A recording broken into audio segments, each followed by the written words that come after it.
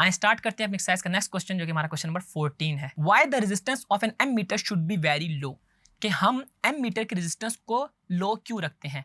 देखें, आपको ये जब हमने टॉपिक पढ़ा था एम मीटर का, गैल्वेनोमीटर का, तो मैंने आपको उस टाइम भी बताया था कि जो गैल्वेनोमीटर और एम मीटर में फ़र्क को समझना बहुत ज़रूरी है। कि जो हमारे पास गैल्वेनोमीटर है ना, उससे हम खाली करंट को डिटेक्ट कर पा रहे होते हैं, जबकि एम मीटर में हम करंट को मेजर कर रहे होते हैं और हम ये चाह रहे होते हैं कि हमारे पास ज़्यादा से ज़्यादा करंट जो है वो गैल्वेनोमीटर से पास हो और शंट को वो उसमें से ना गुजरे। इसी वजह से हम पैरेलल में बहुत ही ज़्यादा स्मॉल रेजिस्टेंस लगाते हैं और इसका फार्मूला भी इस चीज़ को सेकंड कर रहा होता है। तो आइए इसको देख भी लेते हैं। The resistance of an M meter should be very low because with the help of M meter we measure the current by connecting it in series.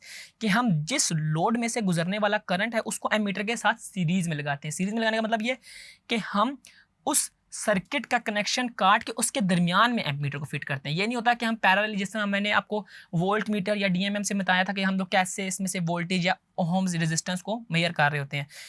Current को मेजर करने का बिल्कुल सेपरेट तरीका है, जिसमें हम करंट को यूजिंग सीरीज यूज कर होते हैं कि हम सर्किट को ब्रेक करते हैं और देन उसके अंदर एम मीटर को कनेक्ट करते हैं।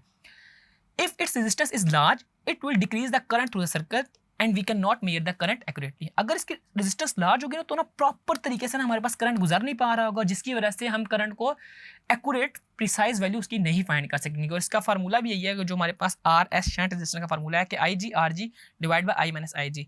अब ये आई जी जो है वो गैल्वेनोमीटर से गुजरने वाला करंट है, आर जी उसकी रेजिस्टेंस है और नीचे हमारे पास आई माइनस आई जी का भी यही मतलब। आई जो हमारे पास टोटल करंट है, वेरस आई जी जो है गैल्वेनोमीटर से पास होने वाला करंट है। तो अगर आपके पास पेपर में ये क्वेश्चन आता है तो आपने इसको इसी तरह ब्रीफली एक्सप्लेन करते हुए इसकी मैथमेटिकल एक्सप्रेशन भी साथ लिख देनी है।